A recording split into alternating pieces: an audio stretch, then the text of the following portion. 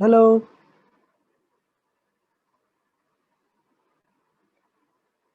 Hello sir. Good morning सभी सभी लोगों को। मॉर्निंग क्या, अब तो आफ्टरनून होने वाला है। एनीवे, सो क्लास स्टार्ट करते हैं। और लोग 17 ही है अभी तक।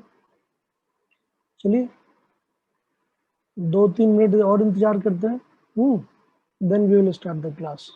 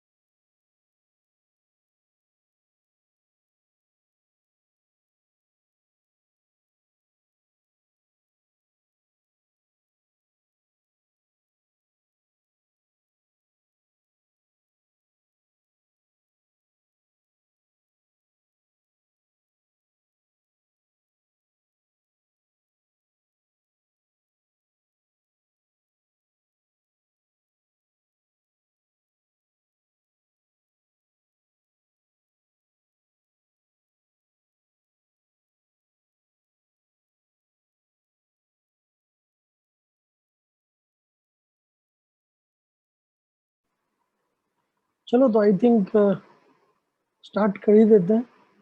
21 लोग हैं अभी, इंक्लूडिंग मी। ओके, सो बताइए लास्ट क्लास तक अपन लोगों ने कितना खत्म किया था। आई थिंक जहाँ तक मुझे याद है, लास्ट क्लास में अपन लोगों ने जो बोर्ड्स मॉडल है उनकी जो क्या कहते हैं बेसिक डेफिनेशंस के बेसिस पे हमने कुछ फॉर्मूलेज बना लिए थे, starting from R N is equal to R not N square by Z. ठीक है, ये पहला फॉर्मूला आया था। V N is equal to V not Z by N, ये दूसरा फॉर्मूला आ गया था। Then T N is equal to T not, और क्या आया था बताइए। T N is equal to T not, ऊपर क्या था बोलिए। हम्म,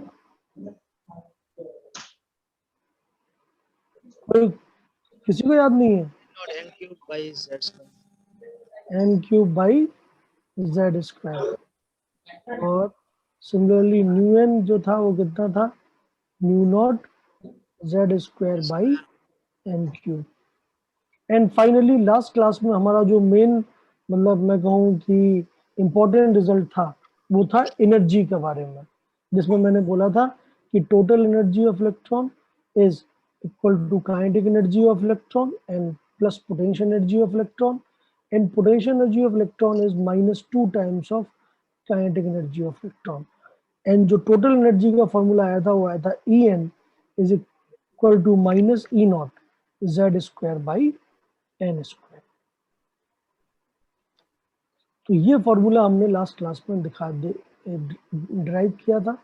ई नॉट की वैल्यू थी 13.6 इलेक्ट्रॉन वोल्ट के बराबर, एंड 1 इलेक्ट्रॉन वोल्ट था 1.6 इंटू 10⁻19 जूल के बराबर। ठीक है, तो इतना हमने लास्ट क्लास तक खत्म किया है। इस मतलब ये पिछली क्लास का क्या है, रिकैप है। इतने में किसी को कोई भी दिक्कत है, कोई भी परेशानी है तो बोले, फिर मैं आगे आगे बढ़ूंगा। अदरवाइज तो अगर इसमें दिक्कत है तो बेस। हाँ, कोई कुछ बोल रहा है बोलिए। रहमानुल, ठीक है, कोई दिक्कत तो नहीं है। नहीं सर। ओके, ठीक है, ओके। तो इतना समझ जाने के बाद अब हमें बात करनी है किसकी, क्योंकि अब मुझे इलेक्ट्रॉन के बारे में, किसी भी nth ऑर्बिट में प्रेजेंट इलेक्ट्रॉन के बारे में radius, velocity, time period, frequency, energy सब कुछ पता चल गया है। ठीक है, तो अब जो मेन फोकस हमारा रहने वाला है वो किस पे रहेगा कि इलेक्ट्रॉन कैसे एक ऑर्बिट से दूसरी ऑर्बिट में जंप मारते हैं। दैट मीन्स ग्राउंड स्टेट से एनर्जी लेके एक्साइटेड स्टेट में कैसे जाते हैं, एक्साइटेड स्टेट में होने के बाद कैसे एनर्जी छोड़ते हुए वापस से ग्राउंड स्टेट में आ जाते हैं। That means this is one of the most important topic of Bohr's model. ठीक है, जिसको हम आगे चल के बोलेंगे हाइड्रोजन स्पेक्ट्रम। ठीक है, तो उसकी बात हम लोगों को करनी है। ओके, तो लास्ट क्लास मैंने आई थिंक आपके सेक्शन ए में ही ली है और उसमें भी सेम ही टॉपिक चल रहा है। So I will use the notes of the same class and I will explain you in detail. तो लिखने में जो समय है वो थोड़ा बच जाएगा और लास्ट मतलब जो दूसरा सेक्शन का नोट्स है उसी से हम यूज कर लेते हैं। तो मैं आपके साथ स्क्रीन शेयर करता हूँ।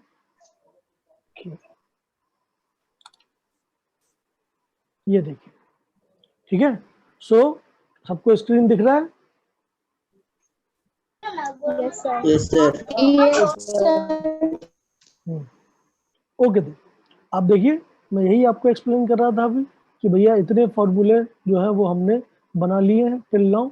अब हमारा जो मेन गोल है वो ये है कि हम कैसे आइडेंटिफाई करें कि इलेक्ट्रॉन एनर्जी लेके हायर ऑर्बिट्स में चला जाता है या हायर ऑर्बिट से लोअर ऑर्बिट्स में एनर्जी छोड़ते हुए आ सकता है। अब वो एनर्जी किस फॉर्म में छोड़ता है या किस फॉर्म में लेता है, ये एक इम्पॉर्टेंट बात है जो हमें समझनी चाहिए। ठीक है, ओके, तो चलते हैं समझने की मतलब कोशिश करते हैं। तो आप समझिए होता क्या है। ये आप पेज देखिए, इसको मैं एक्सप्लेन कर रहा हूँ आपके लिए। देखिए, जब कोई भी एटम ग्राउंड स्टेट में होता है, नीचे वाली लाइन देखिए जहां पे मैं बॉक्स बना रहा हूँ, जब कोई भी एटम ग्राउंड स्टेट में होता है मतलब वो अपनी मिनिमम एनर्जी स्टेट में है। ठीक है, जैसे ही मैंने उसे बाहर से कोई एनर्जी दी प्लस ई, वो अपनी एक्साइटेड स्टेट में चला जाता है। What do you mean by excited state and ground state? क्योंकि न्यूक्लियस तो कहीं नहीं जा रहा, ना वो उसकी एनर्जी बढ़ रही है। एनर्जी वास्तव में एब्जॉर्ब कौन करता है? इलेक्ट्रॉन। ऊपर देखिए फिगर में, अगर मेरे न्यूक्लियस है Ze चार्ज के बराबर, एटॉमिक नंबर Z है, ये आपका इलेक्ट्रॉन है। इलेक्ट्रॉन जब फर्स्ट ऑर्बिट में होता है तो उसको हम बोलते हैं ग्राउंड स्टेट, मतलब उसकी एनर्जी मिनिमम है। ठीक है, जैसे ही उसने एनर्जी एब्जॉर्ब की बाहर से, ठीक है, वो क्या क्या कर सकता है? उस एनर्जी के करस्पॉन्डिंग ट्रांजिशंस दिखा सकता है। ठीक है, तो या तो वो सेकंड ऑर्बिट में चला जाएगा या थर्ड में या फोर्थ में या फिफ्थ में। ठीक है, तो ग्राउंड स्टेट है आपका पहला ऑर्बिट। एक्साइटेड स्टेट क्या है? आपके फर्स्ट ऑर्बिट के अलावा बाकी सारी स्टेट, जैसे second orbit first excited state, third orbit second excited state, fourth orbit third excited state. इस टाइप से आप समझ सकते हैं। जैसे अगर आप इलेक्ट्रॉन हो, आप इमेजिन करो अपने आप को कि अगर आप इलेक्ट्रॉन है, मैं आपको थोड़ा लिख के भी दिखाता हूँ। ठीक है, मान लेते हैं ये इलेक्ट्रॉन आप हैं। ठीक है, ओके, आपकी एनर्जी मान लेते हैं कुछ 50 जूल है। ठीक है, अगर बाहर से आपने एक रेडिएशन 20 जूल का खा लिया, मतलब एब्जॉर्ब कर लिया, तो आपकी टोटल एनर्जी कितनी हो जाएगी? Energy can neither be created nor be destroyed. आपकी टोटल एनर्जी हो जाएगी 70 जूल। तो 70 जूल के करस्पॉन्डिंग जो ऑर्बिट होगी आप उसमें ट्रांसफर हो जाएंगे। ठीक है, समझ में आ रही बात? So this is known as absorption, मैं कहूंगी, ऑफ एनर्जी बाय इलेक्ट्रॉन। समझ में आ रही बात? तो हमेशा ये देखा गया है कि जब मैं किसी भी ग्राउंड स्टेट पे एटम के ऊपर अलग अलग इलेक्ट्रोमैग्नेटिक रेडिएशन चलाता हूं, तो इलेक्ट्रॉन जो है वो कुछ रेडिएशंस को एब्जॉर्ब करके हायर एनर्जी ऑर्बिट्स में चले जाते हैं। समझ में आई इतनी बात? सबको क्लियर है? ओके, सर और एक बार समझा दीजिए। हाँ, तो आप सुनिए। जैसे मान लेते हैं मैं एक इलेक्ट्रॉन हूँ, ठीक है, और मैं ग्राउंड स्टेट में हूँ, मतलब सिंगल इलेक्ट्रॉन सिस्टम की बात कर रहे हैं अपन लोग। मतलब फर्स्ट ऑर्बिट में मेरा इलेक्ट्रॉन है। आप सब जानते हैं फर्स्ट ऑर्बिट की एनर्जी क्या होती है? सबसे कम -13.6। सेकेंड ऑर्बिट की क्या होती है? -3.4, मतलब बढ़ जाती है। ठीक है, जैसे जैसे हम न्यूक्लियस से दूर जा रहे हैं, energy of electron is continuously increasing. और जब इनफाइनाइट ऑर्बिट मतलब फ्री इलेक्ट्रॉन, तो एनर्जी जीरो हो जाती है। तो आप समझिए कि अगर आपकी एनर्जी -13.6 है और आपने बाहर से किसी इलेक्ट्रोमैग्नेटिक रेडिएशन को एब्जॉर्ब कर लिया है, तो अब आपके ऊपर बाउंडेशन क्या है, आपको अब न्यूक्लियस से दूर जाना पड़ेगा, है कि नहीं, क्योंकि आपकी एनर्जी बढ़ गई है। मान लेते हैं आपकी एनर्जी थी 13.6 माइनस में, आपने 10.2 इलेक्ट्रॉन वोल्ट का एक रेडिएशन एब्जॉर्ब कर लिया, तो आपकी नई एनर्जी कितनी हो गई, -3.4। दैट मीन्स आप फर्स्ट ऑर्बिट से अपने आप सेकंड ऑर्बिट पे जंप करेंगे, क्योंकि आपको अपनी एनर्जी को अकोमोडेट करना पड़ेगा। Energy can neither be created not be destroyed. समझ में आ रही बात? ओके, सो बहुत ही क्लियरली आप समझ सकते हैं कि दो टाइप से इलेक्ट्रॉनिक ट्रांजिशंस पॉसिबल है। कौन से? एक तो ये वाला जिसमें ग्राउंड स्टेट पे कोई चीज हो, मतलब मोस्ट स्टेबल स्टेट में कोई एटम हो, उसको आप बाहर से एनर्जी खिला दें और उसे एक्साइटेड स्टेट में लेके जाएं, मतलब इलेक्ट्रॉन जो है वो ग्राउंड स्टेट से एक्साइटेड स्टेट में चला जाए, ठीक है, n=1 से कुछ n=2 या n=n पे चला जाए, ठीक है। या फिर उल्टा काम हो सकता है, क्योंकि एक्साइटेड स्टेट तो टेम्पररी स्टेट है, that is a temporary state which is, और हमारा जो जिसकी हाफ लाइफ क्या है, माइक्रो सेकेंड्स में, बहुत ही कम टाइम के लिए आप एक्साइटेड स्टेट में रहते हैं, क्योंकि वो अनस्टेबल होता है। तो जैसे ही आपका इलेक्ट्रॉन एक्साइटेड स्टेट में जाता है, वो थोड़े टाइम के बाद वापस से कहाँ आना चाहेगा, ग्राउंड स्टेट में।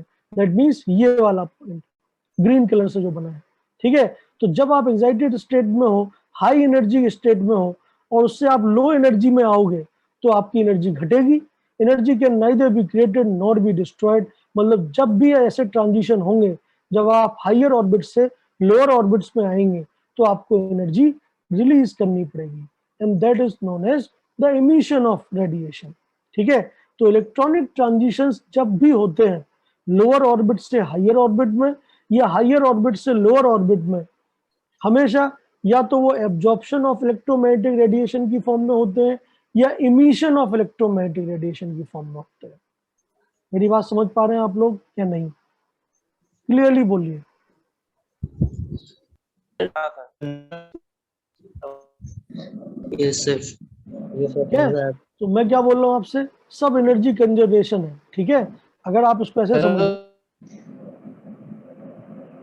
जैसे मान लेते हैं हाइड्रोजन एटम की बात करें, तो हाइड्रोजन एटम में याद करिए, मैंने लास्ट क्लास में आपको बताया था कि फर्स्ट ऑर्बिट की एनर्जी इतनी है, सेकंड ऑर्बिट की एनर्जी इतनी है, थर्ड ऑर्बिट की एनर्जी इतनी है, फोर्थ ऑर्बिट की एनर्जी इतनी है, ठीक है, बताया था या नहीं? आप देखिए, अगर आप यहाँ पे हैं, ठीक है, और मैंने बाहर से आपको एनर्जी खिलाई, ठीक है, और मान लेते हैं वो एनर्जी इस गैप के बराबर है, तो आप वहां पहुंच जाएंगे, मतलब 1 से 3 पे चले जाएंगे। ये n=1 है, n=2 है, n=3 है, n=4 है, इस टाइप से, ठीक है। अगर आप सोचिए कि ग्राउंड स्टेट में आप थे, मतलब स्टेबल थे, बाहर से आपको एनर्जी दी गई, आप एक्साइटेड स्टेट में चले गए, 4 पे भी जा सकते हैं। तो इस केसेस में जितने भी इलेक्ट्रॉनिक ट्रांजिशंस हैं जिसमें आपका इलेक्ट्रॉन एनर्जी को एब्जॉर्ब कर रहा है और ऊपर जा रहा है, एक्साइटेड स्टेट में जा रहा है, these are known as absorption, मैं कहूँ कि स्पेक्ट्रम, ठीक है। आगे चल के आएगा ये वर्ड स्पेक्ट्रम, इन्हीं को हम ऑर्डर में अरेंज कर देंगे, एनर्जी के या लैम्डा के, ठीक है। दूसरा केस क्या है, मान लेते हैं अभी तो क्या हुआ, आप ग्राउंड स्टेट में थे, आपको एनर्जी मिली, आप एक्साइटेड स्टेट में चले गए। दूसरा क्या हो सकता है, जब आप एक्साइटेड स्टेट में ही हो, आप उछल के चले गए एक्साइटेड स्टेट में, but excited state is not a stable state. Excited state में आप कब जाते हैं, जब आपको कोई नया बॉन्ड बनाना हो। मान लेते हैं आप एक्साइटेड स्टेट में गए, कोई नया बॉन्ड नहीं बना, ठीक है, तो फिर वो तो एक अनस्टेबल स्टेट है, तो आपको क्या करना पड़ेगा, फिर वापस से ग्राउंड स्टेट में आना पड़ेगा। तो अब एनर्जी खा के आप हायर ऑर्बिट्स में चले गए, तो जब आप हायर से लोअर ऑर्बिट्स में आओगे, तो आपको एनर्जी रिलीज करनी पड़ेगी, वेरी सिंपल, क्योंकि energy can neither be created not be destroyed, है कि नहीं। तो जब आप एक्साइटेड स्टेट से वापस आओगे, तो आपको एनर्जी रिलीज करनी पड़ेगी। वो एनर्जी किसके बराबर होगी, अगेन एनर्जी डिफरेंस के बराबर। जैसे पहले आपकी एनर्जी मान लेते हैं 100 थी, बाद में इस जगह पे 80 हो गई, तो 20 जूल के बराबर का फोटोन आपको निकालना पड़ेगा, ठीक है। कहने का मतलब ये है कि जब भी एनर्जी एब्जॉर्ब करता है इलेक्ट्रॉन या एनर्जी रिलीज करता है इलेक्ट्रॉन, हमेशा वो इलेक्ट्रोमैग्नेटिक रेडिएशन की फॉर्म में ही एब्जॉर्प्शन या इमिशन दिखाता है। अब मेरी बात समझ पा रहे हैं, बोलिए। Yes sir. हाँ, तो मेरा कहने का मतलब ये है कि जब आपको एनर्जी चाहिए तब भी आपको एक इलेक्ट्रोमैग्नेटिक वेव खानी है, और जब आपको एनर्जी छोड़नी है तब भी आपको एक इलेक्ट्रोमैग्नेटिक वेव रिलीज करनी है। तो सबसे इंपॉर्टेंट एस्पेक्ट क्या बन जाएगा कि भैया वो जो इलेक्ट्रोमैग्नेटिक वेव आप एब्जॉर्ब करोगे या इमिट करोगे उसके बारे में क्या है, वो कौन सी वेव है, वो कैसे एनर्जी को अकोमोडेट करती है, उसकी एनर्जी कितनी है। क्योंकि जब तक आपको इलेक्ट्रोमैग्नेटिक वेव की एनर्जी के बारे में पता नहीं होगा तब तक आप ये वाला काम नहीं कर सकते, इलेक्ट्रॉनिक ट्रांजिशन वाला। नो डाउट हमने बोर्ड्स मॉडल को डिटेल में सॉल्व कर लिया, हमने बोर्ड्स मॉडल के जितने भी फॉर्मूले थे सब बना लिए, बट अभी तक हम इलेक्ट्रॉनिक ट्रांजिशन के बारे में कोई बात नहीं कर पा रहे हैं। क्यों नहीं कर पा रहे हैं? क्योंकि इलेक्ट्रॉनिक ट्रांजिशन होते हैं इलेक्ट्रोमैग्नेटिक रेडिएशन के एब्जॉर्प्शन से या इमिशन से।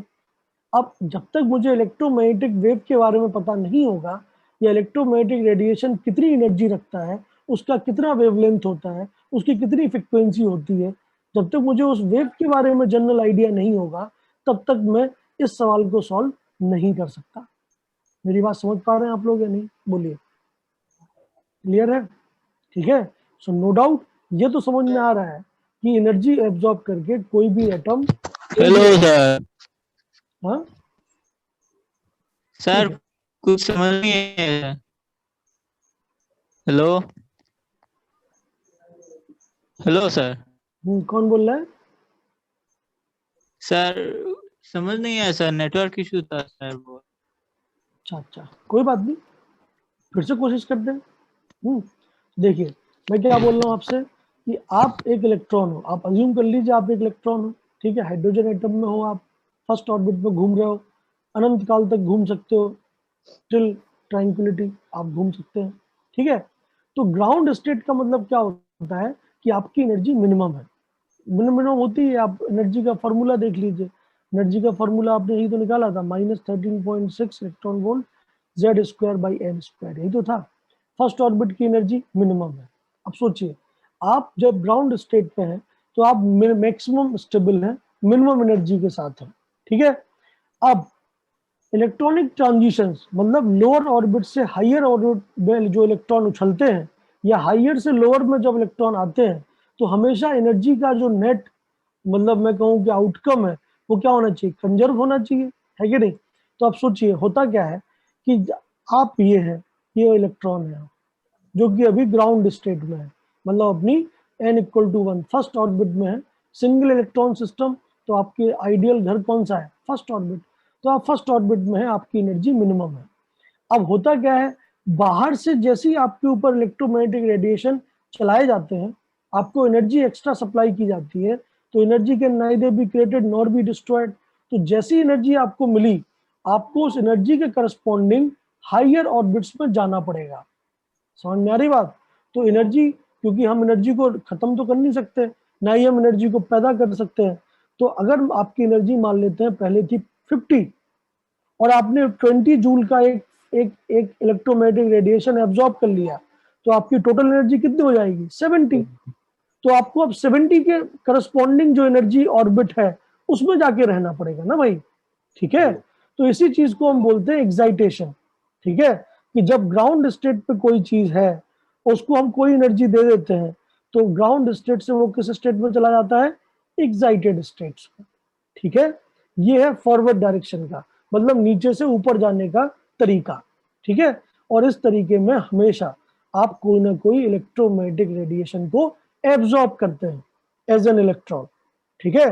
तो आप जब बाहर से एनर्जी एब्जॉर्ब करोगे तो आप हायर ऑर्बिट्स पे चले जाते हो, ठीक है। This is known as absorption of electromagnetic radiation by electron. Clear? इतना समझ में आया? बोलिए। हाँ, यस सर। दूसरी चीज क्या है, अब जैसे ही आप हायर ऑर्बिट में गए तो अब आप एक्साइटेड स्टेट में हो। एक्साइटेड स्टेट एक टेम्पररी स्टेट है, परमानेंट स्टेट नहीं है। क्यों? क्योंकि एक्साइटेड स्टेट में आपकी एनर्जी ज्यादा है, या तो आप कोई नए बॉन्ड बनाइए, अपनी अपनी एनर्जी को स्टेबलाइज करिए, या फिर आपके ऊपर बाउंडेशन है कि आपको वापस से ग्राउंड स्टेट में आना पड़ेगा। समझ में आ रही बात? तो जैसे ही आप एक्साइटेड स्टेट में गए, आपने अगर कोई नया बॉन्ड बना लिया, इलेक्ट्रॉन ट्रांसफर कर लिया, वो अलग चीज है। बट अगर आप एक्साइटेड स्टेट में ही रहना चाहते हो, that is never possible. Why? Because excited state से आपको फिर से ग्राउंड स्टेट में आना पड़ेगा। क्यों? क्योंकि एक्साइटेड स्टेट टेम्पररी स्टेट है, हाईली एनर्जेटिक स्टेट है, हाई एनर्जी की स्टेट है। हाई एनर्जी में तो कोई नहीं रहना चाहता। Energy is inversely proportional to stability. Each and everything will always tend to occupy minimum energy state, है कि नहीं? तो हाई एनर्जी स्टेट में होने की वजह से ये टेम्पररी है। इसकी हाफ लाइफ माइक्रो सेकेंड्स में है, ये माइक्रो का साइन है, माइक्रो सेकेंड्स मतलब बहुत ही कम टाइम के लिए एग्जिस्ट करता है, ये इसका टाइम है, लाइफ।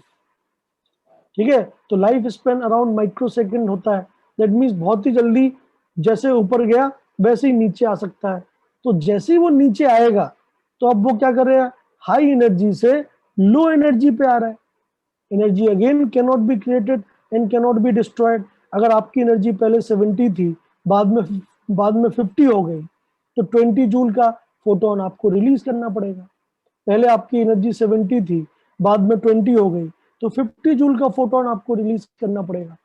तो मैं यही आपको समझा रहा हूं कि इस डिस्कशन का मेन मुद्दा ये है कि इलेक्ट्रॉन जो है वो एनर्जी अगर एब्जॉर्ब करता है तब भी इलेक्ट्रोमैग्नेटिक रेडिएशन की फॉर्म में करता है, और जब इलेक्ट्रॉन एनर्जी रिलीज करता है तब भी इलेक्ट्रोमैग्नेटिक रेडिएशन की फॉर्म में ही रिलीज करता है। समझ में आ रही बात? तो अगर मुझे वो एनर्जी चाहिए, अगर मुझे ये चाहिए कि बताओ इतना इस रेडिएशन को खाके बताओ वो कौन सी ऑर्बिट में गया, या इस ऑर्बिट से इस ऑर्बिट में आने के दौरान उसने कौन सा रेडिएशन निकाला, तो मुझे सबसे पहले क्या जानना चाहिए कि इलेक्ट्रोमैग्नेटिक रेडिएशन क्या होते हैं, उनकी एनर्जी किस पे डिपेंड करती है कि नहीं? तो इस डिस्कशन का जो मेन मुद्दा है वो ये है, क्योंकि हम जब तक इलेक्ट्रोमैग्नेटिक रेडिएशन की एनर्जी के बारे में नहीं जान पाएंगे तब तक हम इस टॉपिक को नहीं पढ़ पाएंगे। समझ में आया इंदादुर? समझ में आया भाई टी? बोलिए। हाँ समझ आया। हाँ ठीक है, तो जितना समझ में आया उतना आप समझिए, और जितना अगर आपको फिर भी दिक्कत रहती है आप बिल्कुल बाद में पूछिए। आपके ग्रुप में नंबर वगैरह तो शेयर हो ही गए, ठीक है, तो पूछ सकते हैं आप, कोई दिक्कत नहीं, मतलब घबराने की आवश्यकता नहीं है। बहुत सिंपल सी चीज है, कंजर्वेशन ऑफ एनर्जी। ठीक है, अगर मैं हायर ऑर्बिट्स में जा रहा हूँ तो मुझे बाहर से एनर्जी चाहिए, अगर मैं हायर से लोअर में आ रहा हूँ तो मुझे एनर्जी रिलीज करनी पड़ेगी। सिंपल सी बात है। अब बस वो जो एनर्जी चाहिए वो एनर्जी रिलीज करनी है, वो मुझे बाउंडेशन है कि इलेक्ट्रोमैग्नेटिक रेडिएशन की फॉर्म में करनी है। तो मुझे इलेक्ट्रोमैग्नेटिक रेडिएशन की एनर्जी कैसे किन फैक्टर्स पे डिपेंड करती है पता होना चाहिए, अदरवाइज मैं आंसर नहीं दे पाऊंगा। Okay, so this is the basic idea जो हमने यहाँ पे जनरेट किया है। ओके सर इलेक्ट्रोमैग्नेटिक रेडिएशन क्या होता है? वही तो, इसलिए तो मैं अभी और क्या बोल रहा हूँ, यही तो आपको पढ़ना है। क्योंकि जब तक आप इलेक्ट्रोमैग्नेटिक रेडिएशन नहीं जानेंगे, जब तक आप उनकी एनर्जी किन फैक्टर्स पे डिपेंड करती है नहीं जानेंगे, तब तक आपको कैसे पता चलेगा कि इलेक्ट्रॉन को कहाँ जाना है, क्योंकि आपको एनर्जी नहीं पता है। तो सबसे पहले हम लोग उन्हीं के बारे में पढ़ेंगे कि इलेक्ट्रोमैग्नेटिक वेव क्या होती है, वो किन किन फैक्टर्स पे उनकी एनर्जी डिपेंड करती है, यही सब बातें तो हमें करनी है। तो ये तो बेस है, समझ रहे हो मेरी बात, जो हमने बनाया है। हमें बस ये पता करना था कि कैसे इलेक्ट्रॉन ऊपर जा रहा है हायर ऑर्बिट्स में, या कैसे हायर से लोअर ऑर्बिट्स में वापस आ रहा है। ठीक है, पता चला इलेक्ट्रोमैग्नेटिक रेडिएशन को एब्जॉर्ब करके या इमिट करके आ रहा है, ठीक है, या जा रहा है। तो ऑफ कोर्स सर इलेक्ट्रॉन में सर एनर्जी तो आता है सर इलेक्ट्रोमैग्नेटिक रेडिएशन से। क्या बोल रहे हो, फिर से बोलो। सर इलेक्ट्रॉन में सर एनर्जी आता है इलेक्ट्रोमैग्नेटिक रेडिएशन से। बिल्कुल सर होता है, फिर से वो सर फिर से सर वो जाता भी है सर इलेक्ट्रोमैग्नेटिक रेडिएशन से। बिल्कुल सर कैसे जाता है सर इलेक्ट्रोमैग्नेटिक रेडिएशन से, जाता कैसे एनर्जी भाई, रिलीज कैसे होता है? अरे भाई तुम्हारी एनर्जी 50 जूल है, तुम 30 जूल में पहुंचे, तो बताइए आपके 20 जूल एनर्जी कहाँ जाएगी? आप बताइए कहाँ जाएगी, किस फॉर्म में जाएगी? आप तो उसे कंट्रोल नहीं करते हो। ठीक है, अगर आपकी एनर्जी पहले 100 है, बाद में 50 हो गई, तो 50 जूल एनर्जी आपको छोड़नी पड़ेगी ना भाई, किसी ना किसी फॉर्म में। ठीक है, तो भैया इलेक्ट्रॉन जो है, एटम जो है, वो हमेशा एनर्जी को छोड़ते हैं या एब्जॉर्ब करते हैं किस फॉर्म में? इलेक्ट्रोमैग्नेटिक रेडिएशन की फॉर्म में। इतना आपको याद करना है ना भाई, आप समझ रहे हो मेरी बात? ठीक है, तो इलेक्ट्रोमैग्नेटिक रेडिएशन की फॉर्म में एनर्जी कैसे एब्जॉर्ब होती है और कैसे रिलीज होती है, यही तो हमें पढ़ना है, यही तो हमारे इस क्लास का मेन गोल है। ठीक है, तो इलेक्ट्रोमैग्नेटिक रेडिएशन क्या होते हैं यही हम पढ़ना चाहते हैं अगले अगले पेज पे।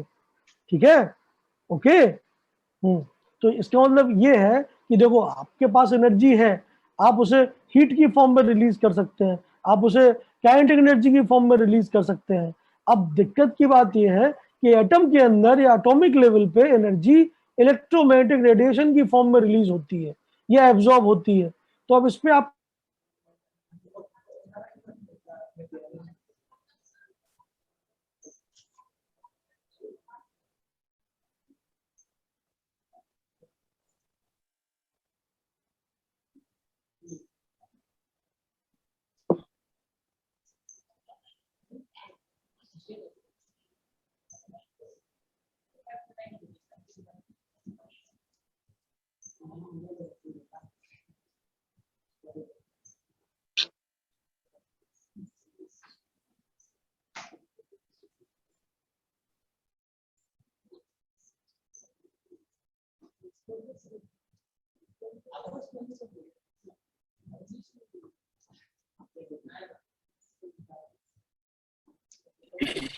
कुछ दिखाई नहीं दे रहा है सर।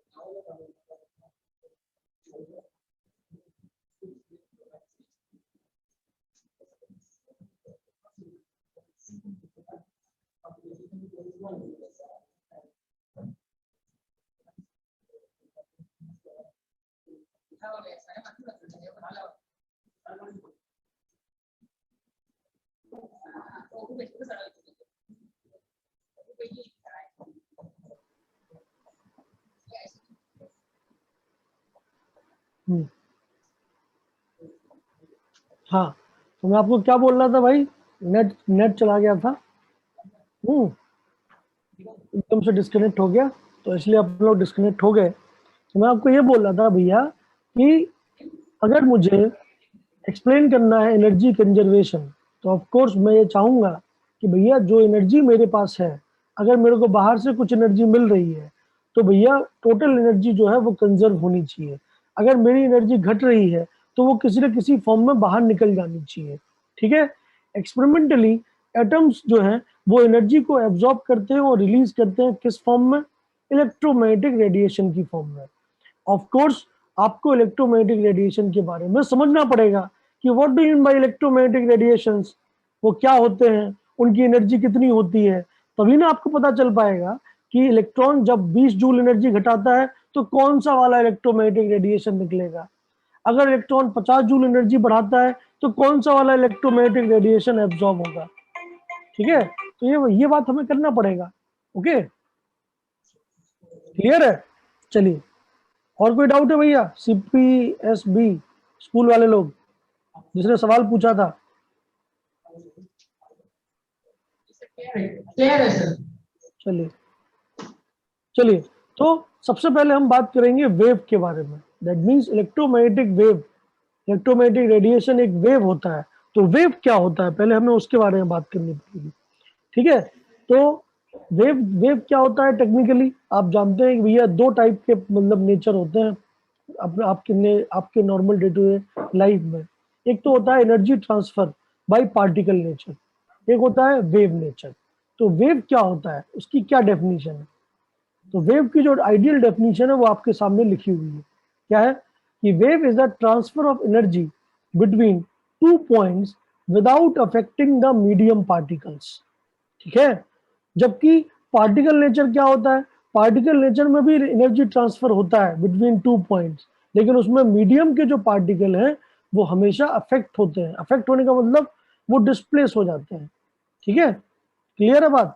आप एक बार समझिए इस बात को, मैं आपको एक बेसिक एग्जांपल से समझाता हूं जो सामने बना हुआ है।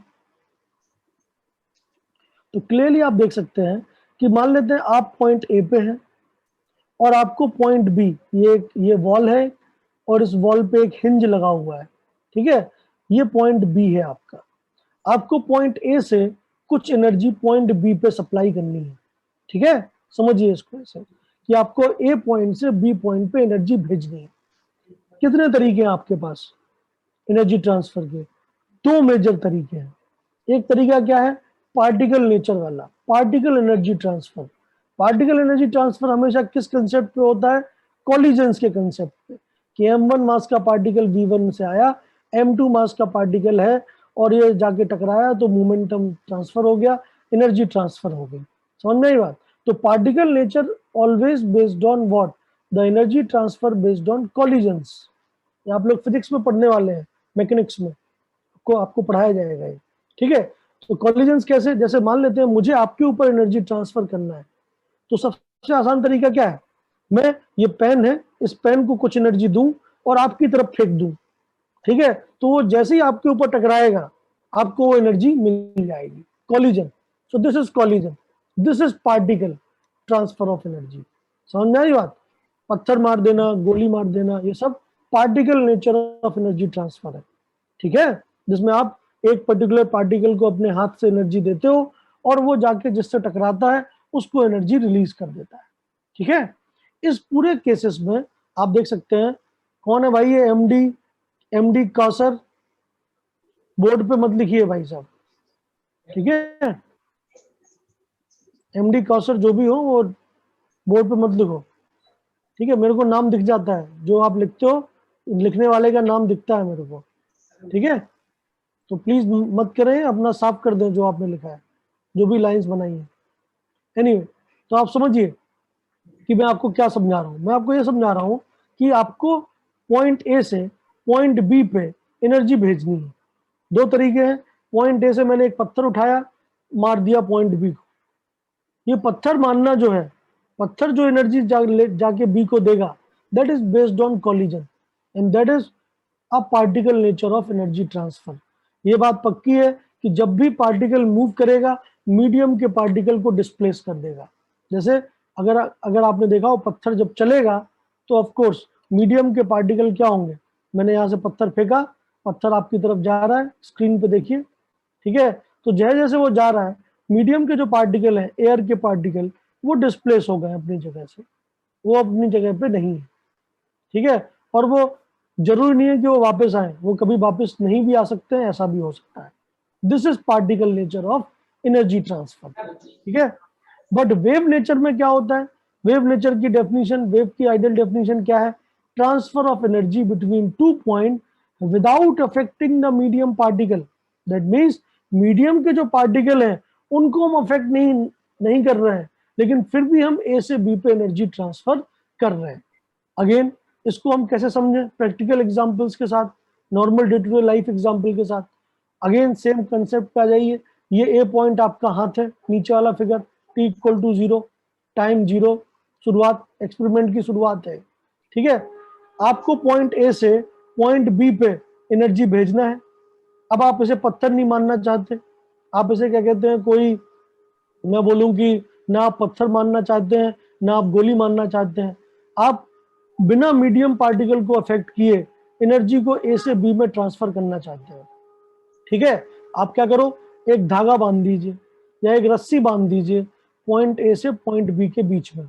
ठीक है, एक रस्सी बांध दीजिए आप, एक, ठीक, बांध सकते हैं, और उस रस्सी को आप थोड़ी एनर्जी दीजिए, झटका दे दीजिए। ठीक है, आपको एक वेव फ्रंट जाती हुई दिखेगी कंटिन्यूअसली लास्ट तक, और बी पे जाके वो एनर्जी ट्रांसफर हो जाएगी। कैसे होगी एनर्जी ट्रांसफर? एनर्जी ट्रांसफर ऐसे होगी कि जैसे ही आपने एक फोर्स दिया ऊपर की तरफ, ये जो सबसे पहला पार्टिकल जो आपने पकड़ रखा था रस्सी का, वो पार्टिकल ऊपर पहुंच जाएगा, मैक्सिमम हाइट पे, लेकिन आप जानते हैं रस्सी is a collection of many small small particles, सब जुड़े हुए हैं आपस में। दैट मीन्स आपने इस पार्टिकल को एनर्जी नहीं दी है डायरेक्टली, लेकिन आपने डायरेक्टली एनर्जी दी है इस पार्टिकल को, लेकिन due to connections what is happening, जैसे ये पार्टिकल अपनी मैक्सिमम हाइट पे जाएगा, बगल वाले पार्टिकल भी कुछ ना कुछ हाइट तक ऊपर उठ के आ जाएंगे। समझ में आ रही बात? और एक टाइप की वेव फ्रंट बन जाएगी कॉन्स्टेंटली। समझ में आ रही बात? और यही वेव फ्रंट धीमे धीमे ऊपर वाले पार्टिकल नीचे आते जाएंगे और ये वाले पार्टिकल ऊपर बढ़ते जाएंगे। आपको एक वेव देखने को मिलेगी जो कंटिन्यूसली जा रही है किस तरफ? बी की तरफ। लेकिन जैसी सारी एनर्जी इस बी वाले पॉइंट को मिल गई, आपकी रस्सी जैसी थी वैसी ही रहेगी। समझ में आ रही बात? दैट मीन्स रस्सी के पार्टिकल में कोई डिसओरिएंटेशन नहीं हुआ, रस्सी के पार्टिकल्स में कोई कनेक्शन ब्रेक नहीं हुआ। रस्सी के पार्टिकल केवल क्या कर रहे हैं? एक पार्टिकल अपने बगल वाले पार्टिकल को एनर्जी दे रहा है, वो बगल वाले को दे रहा है, वो बगल वाले को दे रहा है, वो बगल वाले को दे रहा है, लेकिन पार्टिकल अपनी जगह से नहीं हिल रहा है, मतलब अपनी मीन पोजीशन को होल्ड करके बैठ रहे हैं। समझ में आ रही बात? दैट मीन्स एनर्जी भी ट्रांसफर हो गई और मेरी जो रस्सी है उसमें कोई चेंज नहीं है। समझ में आ रही बात? This type of energy transfer is known as a wave. समझ लीजिए, ठीक है? तो वेव क्या है भाई? Wave is a type of energy transfer between two points, ठीक है, without affecting the medium particles. ठीक है, चिंता मत करिए, ये पूरा का पूरा एक टॉपिक फिजिक्स में है। फिजिक्स में तो पूरा एक चैप्टर है वेव ऑप्टिक्स करके, क्लास 11th में ही है आई थिंक, आप लोग पढ़ेंगे। आपके सर इसको डिटेल में पढ़ाएंगे। मैंने तो केवल एक एग्जांपल दिया है रस्सी वाला, वो तो आपको स्टैंडिंग वेव्स, नोड्स, ये सब चीजें बताई जाएंगी आपको। ठीक है, अभी वेव के बारे में बेसिक आइडिया मैंने आपको बताया। पत्थर मारना इज लाइक पार्टिकल, बट रस्सी के थ्रू एनर्जी भेजना that is like a wave. ठीक है, why? Because it is not affecting the particle of रस्सी। ठीक है, बहुत simple, it is not affecting the particle or the arrangement of the particle inside the rope. So rope is constant, but energy is getting transferred from point A to point B. Clear? बोलो, किसी को कोई भी परेशानी है, doubt है, पूछे। नहीं सर। है क्या? है, बोलिए, आगे बढ़े। हाँ ठीक है, सर। मतलब इस चीज को आप समझ सकते हैं ना कि भैया एक मैक्सिमम हाइट तक पार्टिकल जाएगा, फिर वो नीचे आने लग जाएगा। तो देखिए, जैसे ये पार्टिकल नीचे आ जाएगा, मान लेते हैं ये मीन पोजीशन है, तो आपको इस टाइप का वेव फ्रंट देखने को मिलेगा।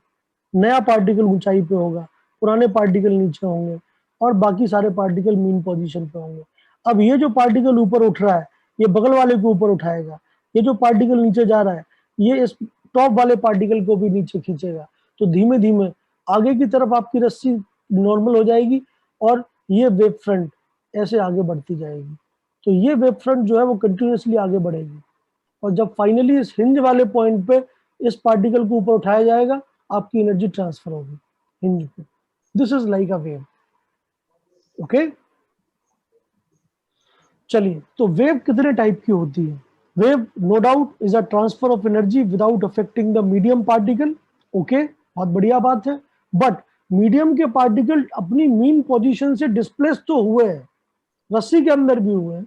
आप देख लीजिए, रस्सी का जो मीन पोजीशन था वो क्या था? ये था ना भाई मीन पोजीशन। लेकिन रस्सी के पार्टिकल ऊपर गए और फिर नीचे आए, मीन पोजीशन इंटैक्ट है, वो अलग बात है, लेकिन पार्टिकल का ऑसिलेशन तो हुआ ही है ना अराउंड मीन पोजीशन। तो दो टाइप की वेव होती है। अगर वेव इस डायरेक्शन में जा रही है, मतलब वेव फ्रंट अगर इस डायरेक्शन में मूव कर रहा है और पार्टिकल भी इसी डायरेक्शन में मूव कर रहे हो same to same, then this wave is known as longitudinal wave. और अगर आप जिस डायरेक्शन में आपकी वेव आगे बढ़ रही है और आपके पार्टिकल मीन पोजीशन के अलोंग ऊपर और नीचे ऑसिलेट कर रहे हो, तब वे कहलाती है ट्रांसवर्स वेव। ठीक है, तो दो टाइप की वेव होती है, ट्रांसवर्स एंड लॉन्गिट्यूडनल। अगले पेज पे देखेंगे आप। ठीक है, देखिए, चलिए, सो अगला पेज क्या है कि on the basis of oscillation of medium particles waves are classified into two major categories.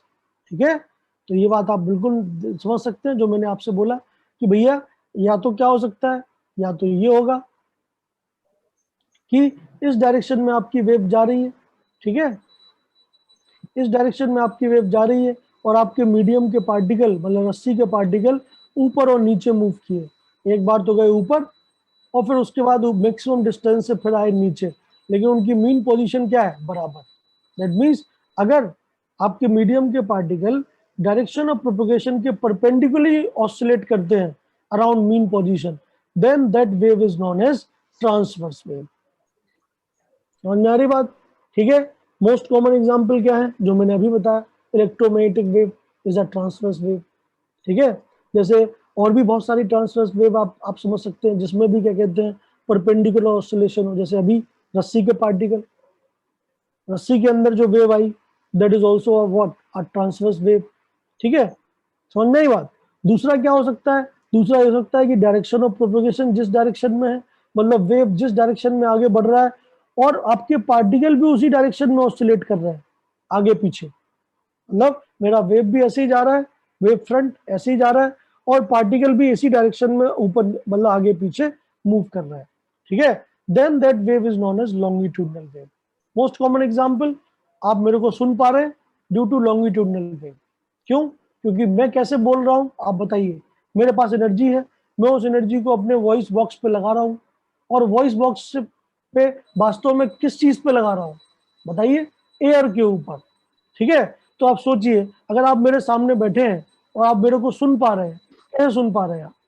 जो एयर मेरे मुंह से निकल रही है, आपके कान के ईयर ड्रम तक जा रही है, उस एयर को मैं कंटिन्यूअसली कंप्रेस कर रहा हूं या एक्सटेंड कर रहा हूं, मॉड्यूलेशन है कि नहीं? तो या तो मैं उस एयर को दबा रहा हूं अपने आगे, आप अपने मुंह के आगे हाथ लगाइए, खुद चेक करिए, आप कुछ बोलिए, आपको प्रेशर डिफरेंस फील होगा उंगलियों पे, होगा या नहीं? एयर जो है वो या तो कंप्रेस होगी या एक्सटेंड होगी, आप लगा के देखिए, आप खुद फील करेंगे कि भाई एयर जो है वो कंप्रेस होती है और एक्सटेंड होती है। ठीक है, तो आप सोचिए वेव जा रही है आपकी तरफ, आपकी डायरेक्शन में, और एयर जो है वो या तो कंप्रेस होगी या एक्सपेंड होगी, कंप्रेस होगी या एक्सपेंड होगी, या कंप्रेस होगी एक्सटेंड होगी। यही चीज आपके ईयर ड्रम के ऊपर, जो ईयर का कान का पर्दा है, ईयर ड्रम बोलते हैं उसे, उस ड्रम को बजाएगा, ये हिलाएगा। ठीक है, और उस हिलाने से एक इलेक्ट्रिकल सिग्नल जनरेट होगा, और बचपन से लेके आज तक आप इसे यही तो मॉड्यूलेट कर रहे हैं कि उस इलेक्ट्रिकल सिग्नल का क्या मतलब है। आप समझ पा रहे हैं कि मैं जो बोला उसका क्या मतलब है? Are you getting the point? Sound wave is a longitudinal in nature. ठीक है, वाई? बिकॉज साउंड वेव में जो ऑसिलेशंस होते हैं वो जिस डायरेक्शन में साउंड जा रहा है उसी डायरेक्शन के अलोंग होते हैं। समझ में आ रही बात? क्लियर? बोलिए। सर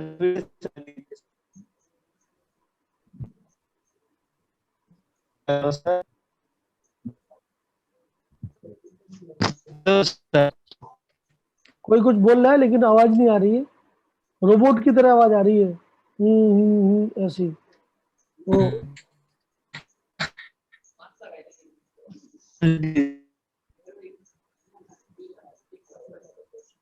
कोई बात नहीं, आपको अगर डाउट है तो आप लिख दीजिए, चैट बॉक्स में लिख दीजिए, मैं पढ़ लूंगा वहां पे। आपकी आवाज नहीं आ रही है, so you can write in chat box.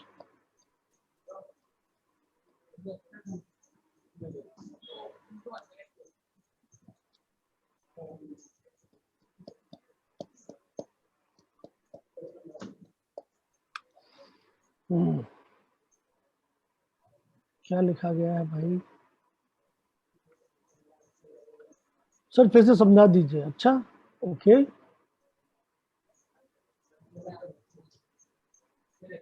इंदादुर तपादार, इंदादुर जी समझिए, तो मैं क्या बोल रहा हूँ आपसे कि भैया या तो आपका जो क्या कहते हैं वेव, मान लेते हैं वेव जा रही है एक्स एक्सिस के अलोंग, ठीक है, आपकी तरफ, तो या तो आपका पार्टिकल जो है वो उसके परपेंडिकुलर ऑसिलेट करेगा मीन पोजीशन के अलोंग, जैसे कि पिछले वाले पेज पे कर ही रहा था। पिछले वाला पेज आपने देखा, पिछले वाले पेज पे ही तो था कि आपका पार्टिकल कहाँ जा रहा था, ऊपर, पहले गया ऊपर फिर आया नीचे, देख सकते हैं आप, मतलब, और बाद में अपनी मीन पोजीशन को होल्ड कर लिया।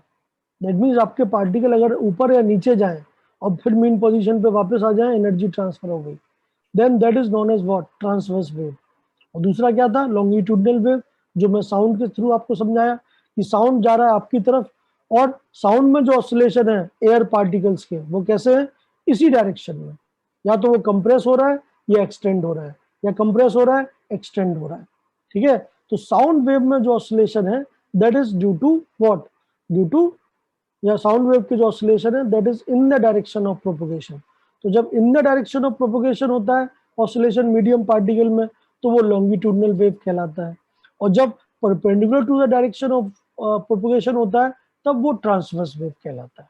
इतनी सी बात है, एक तो इसको आपको याद कर लेना चाहिए, ठीक है। और इम्पॉर्टेंट बात क्या है जो नीचे मैंने लिखी है रेड कलर के बॉक्स में, क्या कि क्योंकि हमें ये टॉपिक क्यों पढ़ना पड़ रहा है, क्योंकि मुझे इलेक्ट्रोमैग्नेटिक वेव के बारे में जानना है, ठीक है।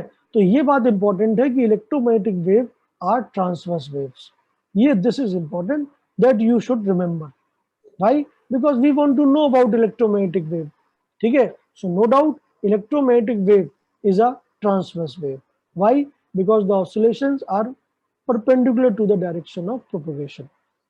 कैसे है वो हम आगे देखेंगे।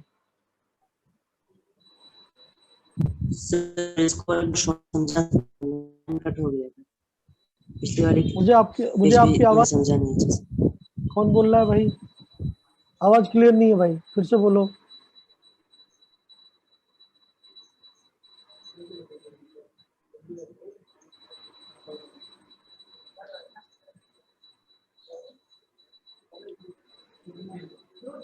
भाई या तो आप फिर से बोलिए या फिर चैट बॉक्स में लिखिए।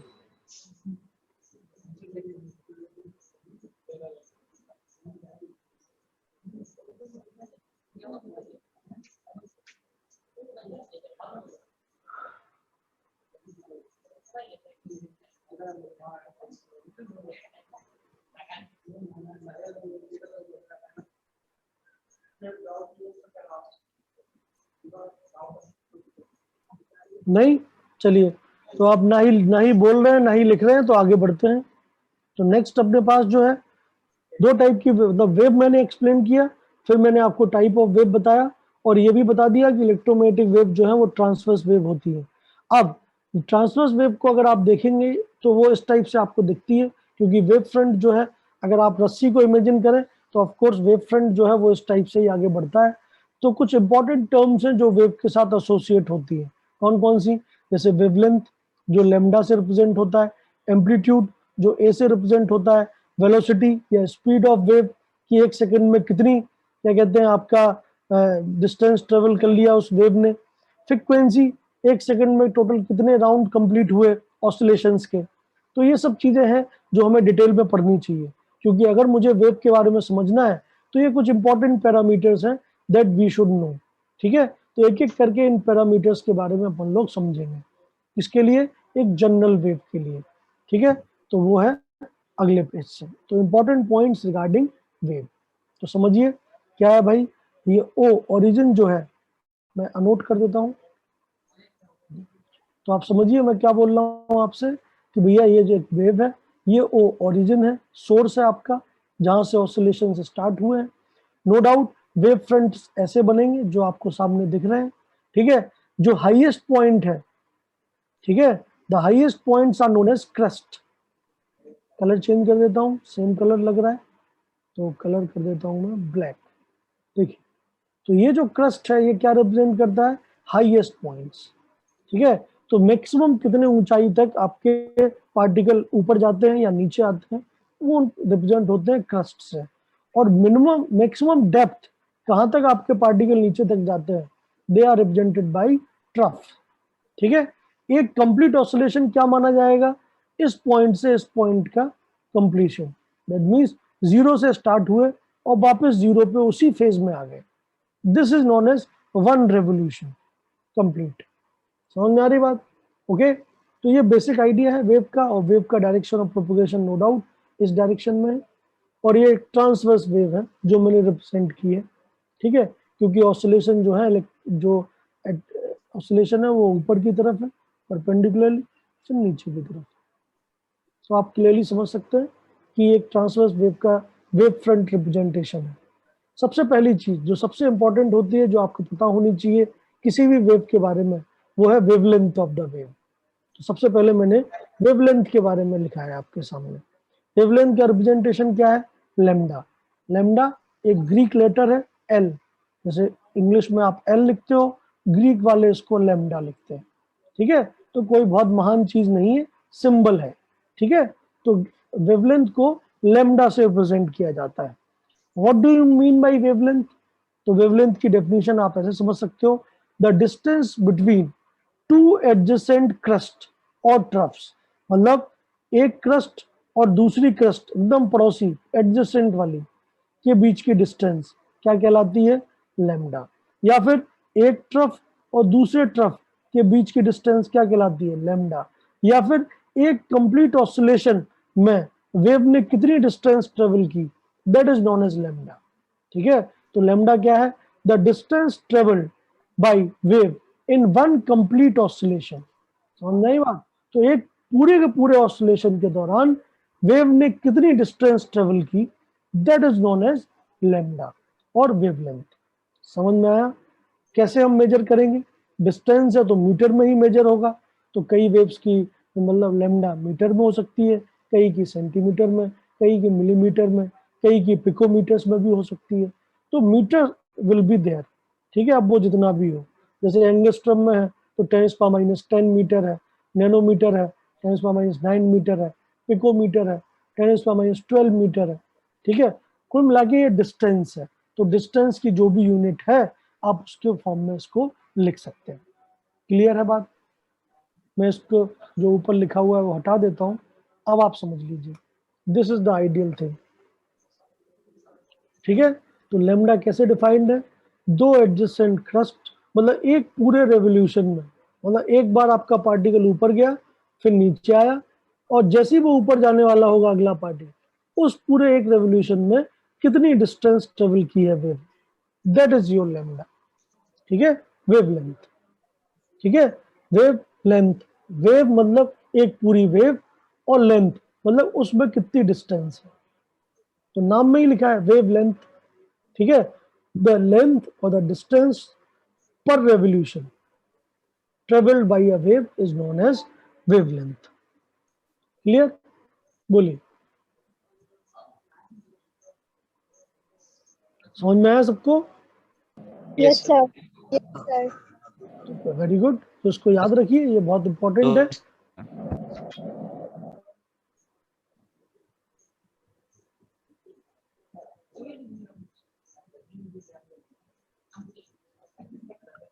समझ लीजिए, कोई डाउट है तो बिल्कुल पूछिए। जो यूनिट्स है ना वो फिर से बोलिए ना सर। अरे यूनिट तो मीटर है भाई, तो आपकी वेवलेंथ अगर 1 मीटर है तो 1 मीटर लिख दीजिए। आप मीटर को सेंटीमीटर में लिख सकते हैं। नहीं, लास्ट लाइन में जो आपने यूनिट्स लिखा ना MICM, एम आई थोड़ी ना है मैडम, सर वो एम अलग है, metre, centimetre, millimetre, micrometre, nanometre, angstrom, picometre, femtometre, कुछ भी ले सकता हूँ यार। फिजिक्स में आपने यूनिट एंड डायमेंशन ने मतलब पढ़ा है ना, सर आपको पढ़ा ही रहे हैं यूनिट एंड डायमेंशन। तो यूनिट एंड डायमेंशन में तो आपने देखा ही होगा, सेंटीमीटर का मतलब 10⁻2 मीटर, यही तो होता है। मिलीमीटर का मतलब 10⁻3 मीटर। ठीक है, माइक्रोमीटर का मतलब 10⁻6 मीटर, नैनोमीटर मतलब 10⁻9 मीटर, एंगस्ट्रम मतलब 10⁻10 मीटर, पिकोमीटर मतलब 10⁻12 मीटर, फेम्टोमीटर मतलब 10⁻15 मीटर। खत्म। ये तो फिजिक्स में आपने देखा होगा यूनिट एंड डायमेंशन, ये तो यूनिट सिस्टम है। ठीक है, सर तो कई बार, हाँ बोलिए। सर एम मतलब A0। हाँ, एम मतलब, जी एम मतलब मीटर। जी हाँ, तो मीटर है वो। जैसे मैं बोलूं कि मेरी वेवलेंथ 100 नैनोमीटर है, इसका मतलब क्या है, कितनी वेवलेंथ है मेरी?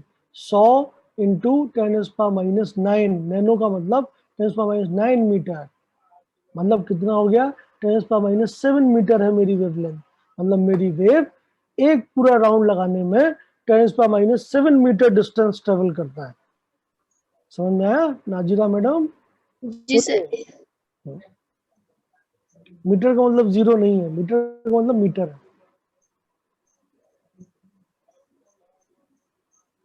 ओके, चलिए, तो ये हो गया आपका वेवलेंथ के बारे में बात। ओके, वेवलेंथ के बाद जो अगली इंपॉर्टेंट टर्म हमें सीखनी है वो कौन सी है? वो है फ्रीक्वेंसी। फ्रीक्वेंसी कैसे डिफाइन होगी भाई? फ्रीक्वेंसी तो वही है कि एक सेकंड में कितने रेवोल्यूशन हुए। तो द नंबर ऑफ ऑसिलेशन पर यूनिट टाइम, मतलब पर सेकंड, इज कॉल्ड फ्रीक्वेंसी।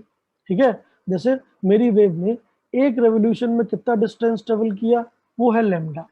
ठीक है, मेरी वेव ने एक सेकंड में कितने राउंड खत्म किए, वो है फ्रीक्वेंसी। तो frequency is always known as what? The number of oscillation, ठीक है, बाय वेव पर यूनिट टाइम। ठीक है, तो पर यूनिट टाइम मतलब एक सेकंड के अंदर अगर मैं बोलूं कि मेरे वेव की फ्रीक्वेंसी 100 है, इसका मतलब क्या है? फ्रीक्वेंसी 100 होने का मतलब है कि एक सेकंड में मेरी वेव 100 ऑसिलेशंस पूरा करती है। समझ में आया? ओके, तो 100 ऑसिलेशन जब पूरे होंगे तब मेरी, मतलब मैं बोलूंगा कि मेरी फ्रीक्वेंसी जो है वो 100 है। ठीक, ओके। तो फ्रीक्वेंसी को हम कैसे रिप्रेजेंट करेंगे? यूनिट क्या होगी? 1/सेकंड। एक सेकंड में कितने ऑसिलेशन? तो 1/सेकंड को हम बोलते हैं हर्ट्स। तो जनरली फ्रीक्वेंसी हर्ट्स की फॉर्म में लिखी जाती है। यूनिट है HZ, हर्ट्स। जैसे मैं बोलूं कि मेरी फ्रीक्वेंसी 100 हर्ट्स है, तो 100 हर्ट्स का मतलब क्या है? एक सेकंड में मैं 100 बार चक्कर लगा लेता हूँ, मतलब मैं 100 वेव बनाऊंगा। ठीक है, 100 हर्ट्स।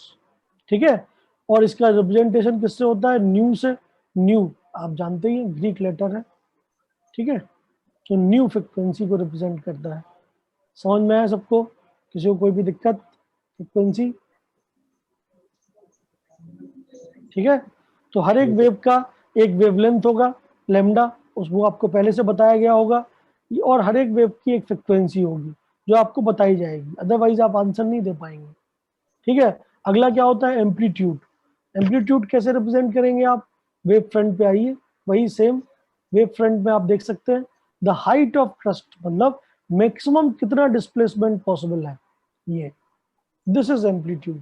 या मैक्सिमम कितनी डेप्थ नीचे की तरफ पॉसिबल है, दैट इज एम्पलीट्यूड। तो एम्पलीट्यूड मतलब कितना मैक्सिमम ऊपर जा सकते हो आप, या कितना मैक्सिमम नीचे जा सकते हो अपनी मीन पोजीशन से, that is known as amplitude. ठीक है, तो एम्पलीट्यूड को आप क्या लिख सकते हैं? द हाइट ऑफ क्रस्ट और the depth of trough is known as amplitude. समझ में आ रही बात?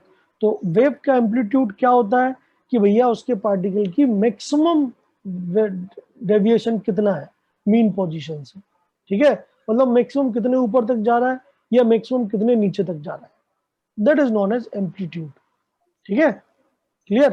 फिजिक्स में आपको एम्पलीट्यूड के ऊपर बहुत काम करना पड़ेगा, क्योंकि फाइनली फिजिक्स में एनर्जी ऑफ वेव एम्पलीट्यूड के स्क्वायर के डायरेक्टली प्रोपोर्शनल होती है।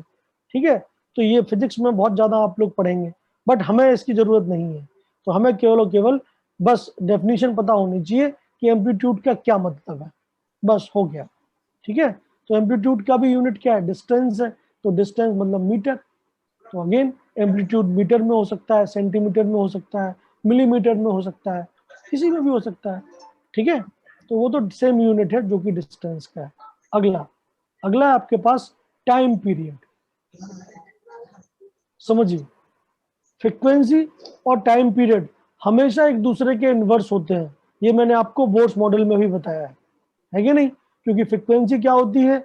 एक सेकंड में आपने कितने राउंड लगाए, और टाइम पीरियड क्या होता है?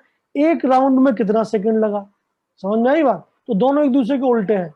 जैसे मेरी फ्रीक्वेंसी अगर 10 है, मतलब मैंने एक सेकंड में कितने राउंड लगाए? 10 राउंड लगाए। तो एक राउंड लगाने में कितना सेकंड लगा? 1/10, है कि नहीं? तो हमेशा याद रखिए कि टाइम पीरियड फ्रीक्वेंसी का उल्टा होता है। ठीक है, कैसे डिफाइन होगा टाइम पीरियड किसी वेव का? The time required for one complete revolution या वन कंप्लीट ऑसिलेशन।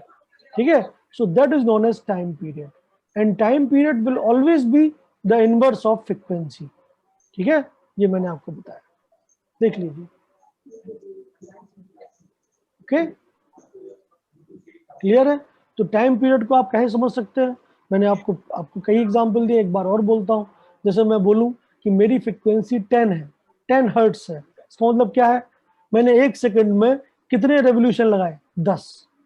ठीक है, टाइम पीरियड क्या होता है? The time required for 1 revolution. तो अगर मैंने 1 सेकंड में 10 राउंड लगाए तो 1 राउंड लगाने में कितना टाइम लगा? 1/10। ठीक है, तो always remember that time period is the inverse of frequency. ठीक है, टाइम पीरियड हमेशा फ्रीक्वेंसी का इनवर्स होता है। खत्म। ये हर जगह वैलिड है, फिजिक्स में भी, केमिस्ट्री में भी, हर जगह। सो ऑफ कोर्स आपको ये याद रख लेना चाहिए। ठीक है, और सबसे इंपॉर्टेंट चीज आती है स्पीड। तो अब स्पीड के बारे में बात करते हैं। तो जो स्पीड है, स्पीड का मतलब क्या है? The distance travelled by wave पर यूनिट टाइम। मतलब 1 सेकंड में कितनी डिस्टेंस ट्रेवल कर ली वेव ने। ठीक है, ये होता है फ्रीक्वेंसी, सॉरी स्पीड। तो आप समझिए ये सबसे इंपॉर्टेंट है, क्योंकि इसमें पिछले 2 टॉपिक्स का मर्जर है। आप देखिए मैंने क्या लिखा है कि किसी भी वेव के लिए स्पीड c क्या होती है? Lambda into new. हमेशा ये चीज वैलिड है। क्यों? क्योंकि लैम्डा क्या है? 1 राउंड में कितनी डिस्टेंस ट्रेवल हुई, दैट इज लैम्डा, है कि नहीं? और फ्रीक्वेंसी क्या है? 1 सेकंड में कितने राउंड लगे। समझ में आ रही बात है, नहीं आ रही है? जैसे मैं बोलूं कि मेरा वेवलेंथ 1 मीटर है, सोचिए ऐसे, मेरा वेवलेंथ है 1 मीटर और मेरी फ्रीक्वेंसी है 100, तो बताइए मेरी स्पीड कितनी है? 100। आपका आंसर क्या होगा? 100 मीटर पर 1 सेकंड। into 100. 100 होगा। क्यों? क्योंकि मैं 1 राउंड लगाने में 1 मीटर डिस्टेंस ट्रेवल करता हूं और 1 सेकंड में मैंने कितने राउंड लगाए? 100। फ्रीक्वेंसी गिवन है। तो जब भी आप वेवलेंथ को फ्रीक्वेंसी से मल्टीप्लाई कर देते हो तो हमेशा क्या मिलता है आपको? Speed of the wave. So this is very important. c is equal to lambda into nu. ठीक है, सो लैम्डा क्या रिप्रेजेंट करता है? डिस्टेंस पर ऑसिलेशन। और न्यू क्या रिप्रेजेंट करता है? नंबर ऑफ ऑसिलेशन पर सेकंड। तो ऑफ कोर्स इन दोनों को मल्टीप्लाई करोगे तो क्या बचेगा? ऑसिलेशन ऑसिलेशन तो cancel, distance divide by time, मतलब वही आ गया स्पीड कि कितनी डिस्टेंस ट्रेवल की कितने 1 सेकंड में। समझ में आई बात? तो c is always lambda into new. और ये चीज बहुत इंपॉर्टेंट है, याद रखिए, क्योंकि कई बार आपको वेवलेंथ गिवन होगा और फ्रीक्वेंसी पूछी जाएगी, फ्रीक्वेंसी गिवन होगा, वेवलेंथ पूछी जाएगी, तो आप बड़े आराम से ये काम कर सकते हैं। और खासकर इलेक्ट्रोमैग्नेटिक वेव में तो ये काम करना बहुत ही आसान है। क्यों? क्योंकि नीचे एक और इम्पोर्टेंट रिजल्ट लिखा है, पढ़िए उसको, ये बहुत इंपॉर्टेंट है। तो इलेक्ट्रोमैग्नेटिक वेव कोई भी हो, चाहे वो एक्सरे हो, चाहे वो गामा रेज हो, चाहे वो अल्ट्रावायलेट रेज हो, चाहे वो विजिबल लाल काला पीला गुलाबी हरा नीला हो, कोई भी टाइप की इलेक्ट्रोमैग्नेटिक वेव है तो उसकी स्पीड जो है वो फिक्स होती है। कितनी? 3 लाख किलोमीटर पर सेकेंड। समझ में आई बात? सो 3 इंटू 10⁸ मीटर पर सेकेंड। तो ये हमेशा आप नोट करिए, ये बहुत ही इंपॉर्टेंट पॉइंट है। मतलब लाइट इलेक्ट्रोमैग्नेटिक रेडिएशन किसी भी फॉर्म में होता है, उसकी स्पीड फिक्स होती है। कितनी? 3 लाख किलोमीटर पर सेकेंड। और वो मैथमेटिकली किसके बराबर आती है? क्या है? मैथमेटिकली वो आएगी 3 into 10⁸ metre per second. So this is the speed fixed for electromagnetic wave. तो चाहे वो रेडियो वेव हो, चाहे वो एक्स रेज हो, चाहे वो गामा रेज हो, हमेशा स्पीड जो है वो फिक्स है। दैट मीन्स अगर मुझे किसी इलेक्ट्रोमैग्नेटिक वेव का लैम्डा पता है तो मैं न्यू निकाल सकता हूँ, न्यू पता है तो मैं लैम्डा निकाल सकता हूँ, क्योंकि सी तो फिक्स है, पता है मुझे पहले से। ठीक है, तो जो भी लैम्डा गिवन हो डाल दीजिए यहाँ पे, डिवाइड कर दीजिए सी को लैम्डा से, न्यू मिल जाएगा। न्यू पता है तो लैम्डा मिल जाएगा। हाँ, कोई कुछ बोल रहा था, क्या बोल रहे थे बताइए? सर ट्रेवल्स विद, इसके बाद ये क्या लिखा है? क्या लिखा है? कहाँ पे? Travels with.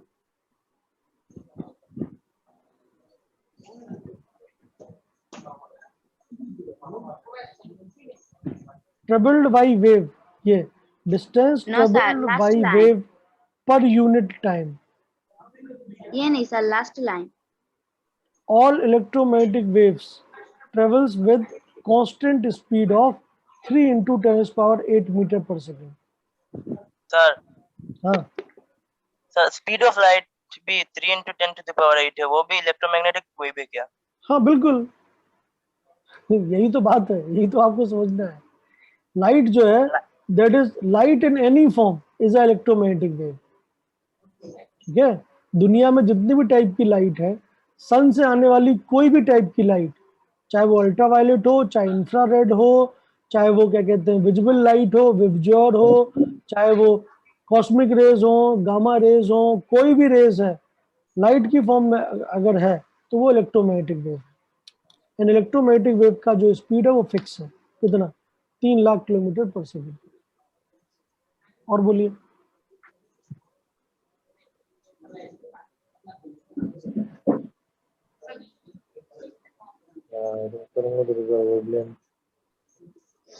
ठीक है, चलिए, तो इसको आप लोग नोट कर लीजिए, ये बहुत इंपॉर्टेंट है आपके लिए कि all electromagnetic wave travels with constant speed of, यहाँ पे मैंने ढंग से नहीं लिखा है तो इसको आप थोड़ा ढंग से लिख लीजिए, constant speed of 3 into 10⁸ metre per second.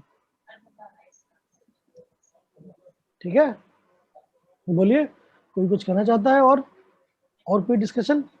बिल्कुल करें।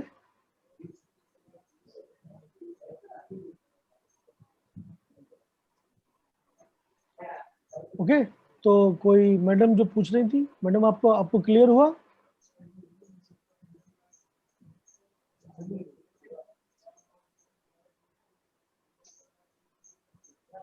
हाँ, नजीरा जी आपका ही माइक खुला हुआ है, आप कुछ बोलना चाहते हैं, बोलिए। कस्वर अहमद मजूमदार, आपका ही माइक खुला हुआ है। नहीं सर, कोई बोलना नहीं है। ठीक है, ठीक है। नजीरा बेगम मैडम, आप कुछ पूछना चाहते हैं? ओके देन, तो this is the basic idea जो मैंने आपको दिया about the wave in general. आगे बढ़ते हैं और देखते हैं कि हम जो वेव की बात कर रहे हैं वो क्या है, इलेक्ट्रोमैग्नेटिक वेव। एक और टर्म है इंपॉर्टेंट, ये भी नोट करना पड़ेगा आपको, तो ये मैंने अलग पेज पे लिख दिया है कि all electromagnetic waves travels with a constant speed of 3 into 10⁸ metre per second, and light is also one of them. ठीक है, X-ray is also one of them. जो रेडियो आप सुनते हो, FM radio, that is also one of them. FM radio की जो waves है, radio waves, उनकी स्पीड इतनी ही होती है। ठीक है,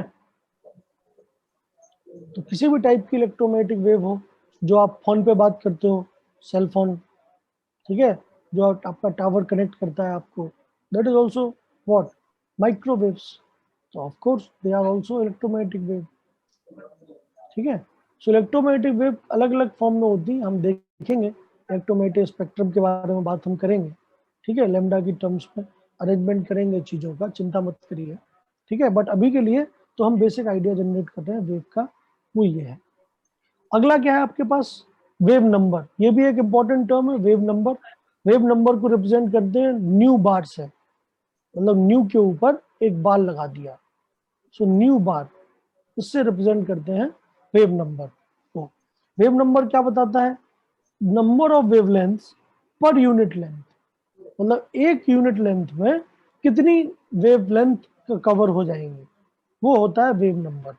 तो भैया सीधी बात है, लैम्डा क्या रिप्रेजेंट करता है, एक वेवलेंथ कवर होने में कितनी डिस्टेंस लगी, और पर यूनिट लेंथ आपको निकालना है तो आप 1/λ कर दीजिए, मतलब पर यूनिट लेंथ मतलब 1 मीटर में डिवाइड बाय आपकी वेवलेंथ कितनी है। ठीक है, जैसे मैं बोलूँ कि मेरी वेवलेंथ है 0.1 मीटर, तो बताओ मेरा वेव नंबर कितना है, तो मैं क्या करूंगा, 1/0.1, 10, 1 मीटर में 10 वेव बन जाएंगी। ठीक है, तो एक यूनिट लेंथ में कितनी वेव्स बन जाती हैं, that is known as wave number. Mathematically wave number is represented by 1/λ।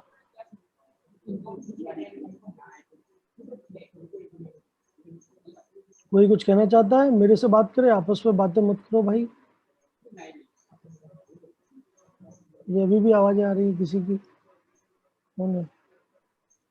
हाँ, सीपीएस स्कूल से ही आवाज आ रही है। सीपीएस स्कूल के लोगों को बोलूंगा, भैया आपको कुछ पूछना है तो मेरे से पूछिए, बोलिए, मैं सुनने को तैयार हूँ।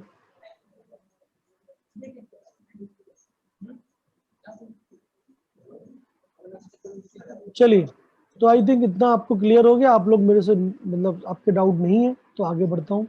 तो अगली चीज क्या है? अगली चीज है ये पेज। तो ये है फाइनल आउटकम। तो फाइनल आउटकम क्या है? इलेक्ट्रोमैग्नेटिक वेव का रिप्रेजेंटेशन वो ये है। सबसे पहली चीज, इलेक्ट्रोमैग्नेटिक वेव ट्रांसवर्स वेव है, यहाँ पता होना चाहिए। और इलेक्ट्रोमैग्नेटिक वेव में इलेक्ट्रिक फील्ड में वेरिएशन, मैग्नेटिक फील्ड में वेरिएशन और डायरेक्शन ऑफ प्रोपगेशन, तीनों ही एक दूसरे के म्यूचुअली परपेंडिकुलर होते हैं। ये परपेंडिकुलर लिखा है, ठीक है, परपेंडिकुलर ऐसे ही बनता है, तो मैंने वैसे ही लिख दिया। सो इलेक्ट्रोमैग्नेटिक वेव की खासियत क्या है? Electromagnetic wave is a transverse wave, and in electromagnetic wave, electric field, magnetic field and direction of propagation all are mutually perpendicular to each other, and this is the figure representation of electromagnetic wave. देख लीजिए, सोच लीजिए, समझ लीजिए, बना लीजिए, और कोई दिक्कत हो तो बिल्कुल पूछिए।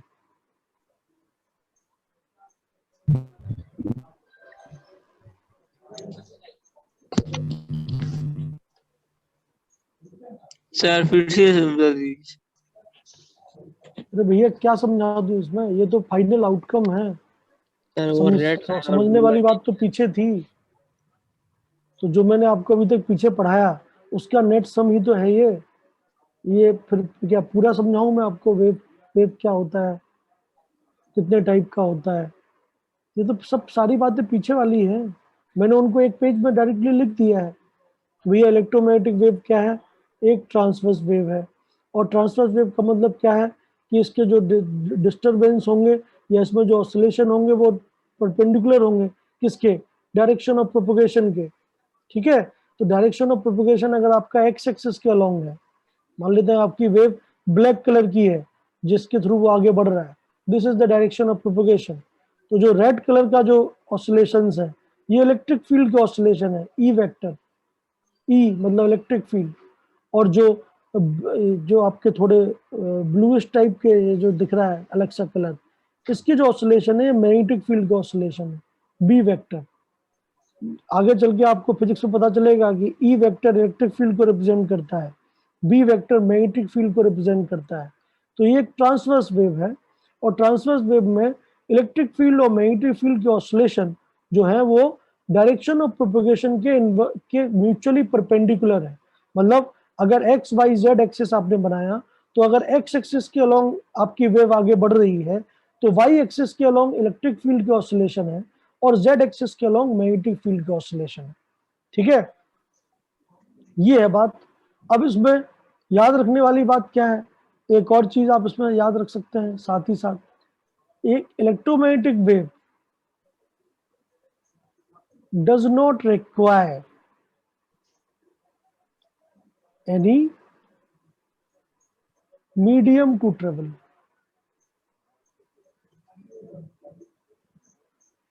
ये एक इंपॉर्टेंट बात है।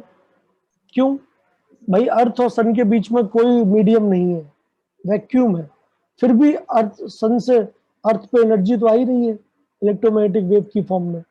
दैट मीन्स इलेक्ट्रोमैग्नेटिक वेव ऐसी वेव है जिनको मीडियम चाहिए ही नहीं। क्यों? क्योंकि वो सेल्फ सपोर्टिंग है। सेल्फ सपोर्टिंग समझिए मैं क्या समझाना चाहता हूँ। फिजिक्स में आप लोग पढ़ेंगे कि जब इलेक्ट्रिक फील्ड में वेरिएशन होता है टाइम के साथ, वो अपने आप मैग्नेटिक फील्ड बना के देता है, और जब मैग्नेटिक फील्ड में टाइम के साथ वेरिएशन होता है तो वो अपने आप इलेक्ट्रिक फील्ड बना के देता है। दैट मीन्स आप ऐसा समझिए कि ये एक ऐसा एनर्जी का पैकेट है जिसमें जैसे इलेक्ट्रिक फील्ड का कंपोनेंट घटता है तो मैग्नेटिक फील्ड बढ़ने लग जाता है, और जैसे ही मैग्नेटिक फील्ड का कंपोनेंट घटता है इलेक्ट्रिक फील्ड बढ़ने लग जाता है। ये दोनों एक दूसरे को सपोर्ट करता है, तो इन्हें किसी तीसरी चीज की जरूरत ही नहीं है। Medium particle not required. मेरा एनर्जी एक पैकेट की फॉर्म में है, आया और उसके अंदर ही इंटर कन्वर्जन चल रहा है। This is like an electromagnetic wave जो मैंने अभी आपको बताया। ठीक है, so time varying electric field will produce magnetic field, and time varying magnetic field will produce electric field simultaneously. That means electric field vector is supporting magnetic field vector and vice versa continuously. That means the disturbance are not in terms of medium particles, that is in terms of electric field and magnetic field itself. समझ में आ रही बात? Hence electromagnetic waves doesn't require any medium to travel. अगर medium होगा तो भी ठीक, नहीं होगा तो भी ठीक, हम तो अपने आप में ही सपोर्ट कर लेते हैं, हम अपने आप ही आगे बढ़ते हैं, हमें मतलब ही नहीं किसी और से, ठीक है? तो electromagnetic wave no doubt transverse wave है। इलेक्ट्रोमैग्नेटिक वेव का जनरल आइडिया क्या है कि भैया इलेक्ट्रिक फील्ड, मैग्नेटिक फील्ड और डायरेक्शन ऑफ प्रोपगेशन सब एक दूसरे के म्यूचुअली परपेंडिकुलर है। इलेक्ट्रोमैग्नेटिक वेव को कोई मीडियम भी नहीं चाहिए होता है और उसका जो जनरल रिप्रेजेंटेशन है वो आपके सामने है।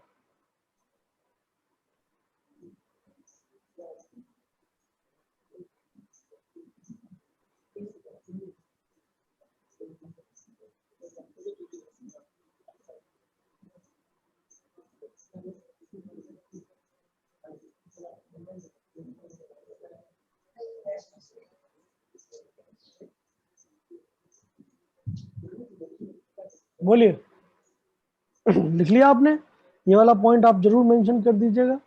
अपार्ट फ्रॉम दैट कि electromagnetic wave doesn't require any medium to travel. अगर इलेक्ट्रोमैग्नेटिक वेव साउंड वेव की तरह होता तो भैया फिर तो कभी सन से अर्थ पे लाइट आता ही नहीं, क्योंकि साउंड वेव को चाहिए मीडियम। समझ में आ रही बात?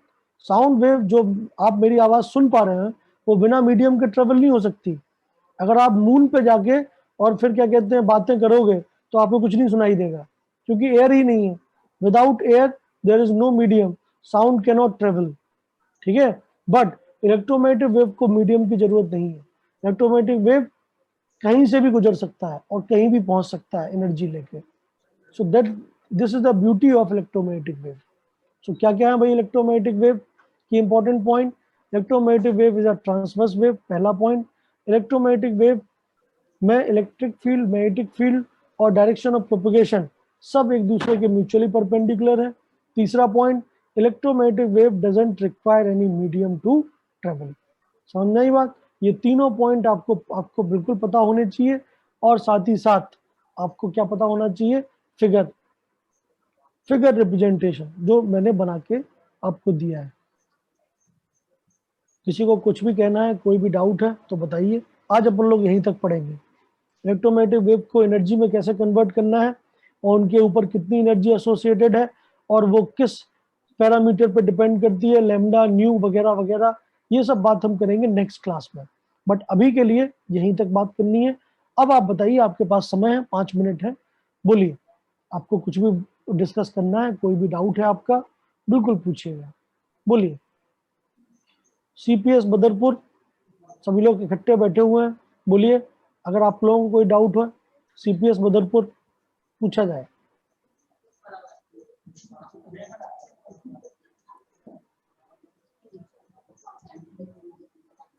बोलिए।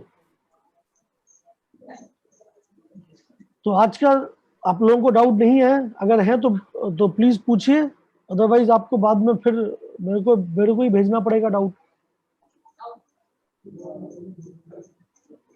अगर नहीं है तो बस फिर तो आप समझिए इस बात को कि आज की क्या बोल रहा हूँ? नोट्स ग्रुप में। हाँ, नोट्स तो आपको मिल ही जाएगा, नोट्स का क्या ही डाउट है, नोट्स तो मिलेगा ही मिलेगा, चिंता मत करो, ठीक है? एनीवे, सो आज का समरी जो है मैं आपको मतलब बोल देना चाहता हूँ कि भाई हमें बोर्स मॉडल के थ्रू इलेक्ट्रॉन के बारे में सब चीजें पता चल गई। इलेक्ट्रॉन की radius, velocity, time period, frequency, energy सब पता चल गया। बट जब भी हम इलेक्ट्रॉनिक ट्रांजिशन को एक्सप्लेन करने के लिए गए तो एक टर्म हमें बार बार बोला गया कि भैया इलेक्ट्रॉन इलेक्ट्रोमैग्नेटिक रेडिएशन को एब्जॉर्ब करके हायर ऑर्बिट में जा सकता है और हायर से लोअर में आते वक्त इलेक्ट्रोमैग्नेटिक रेडिएशन को इमिट कर सकता है।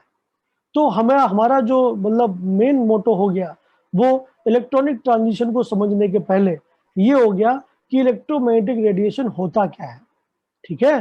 तो हमने सबसे पहले शुरुआत की वेव से कि वेव क्या होता है, फिर हमने बात की कि वेव कितने टाइप का होता है, फिर हमने बात की कि वेव के इंपॉर्टेंट पैरामीटर्स क्या क्या होते हैं, एंड फाइनली लास्ट पेज पे जो आपके सामने है उस पर मैंने आपको बताया कि जो आपका इलेक्ट्रोमैग्नेटिक रेडिएशन बार बार बोला जा रहा था कि इसको एब्जॉर्ब करके इलेक्ट्रॉन ऊपर चला जाएगा, या हायर ऑर्बिट से लोअर ऑर्बिट तक आते वक्त वो इन रेडिएशन को इमिट करेगा, तो वो कौन सा वाला रेडिएशन है, किस चीज को वो एब्जॉर्ब कर सकता है, किस ऑर्बिट से किस ऑर्बिट में जाते वक्त कौन सा रेडिएशन लगेगा, उसका वेवलेंथ कितना होगा, उसका फ्रिक्वेंसी कितना होगा, ये सारी चीजें जो है वो हम देखेंगे नेक्स्ट क्लास में। Till now we have just set our basis. हमारा जो बेस है कि इलेक्ट्रोमैग्नेटिक वेव क्या होता है, वेव क्या होता है, किस टाइप का होता है, और उसकी फ्रिक्वेंसी क्या होती है, उसकी वेवलेंथ क्या होती है, ठीक है, ये सब हमने आज की क्लास में पढ़ा। किसी को अभी भी कोई दिक्कत है आज की क्लास में तो प्लीज बताएं।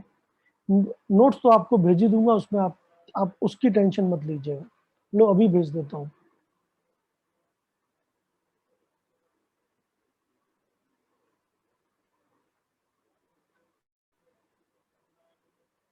ठीक है, बाकी आप अपने डाउट्स के बारे में बात करें। अगर आपको कोई भी टॉपिक ऐसा मिला हो जो आपकी समझ में नहीं आया या आपको दिक्कत फील हो रही है तो प्लीज पूछिए। नोट्स मैंने भेज दिए हैं आपको, चेक कर लीजिए। ठीक है,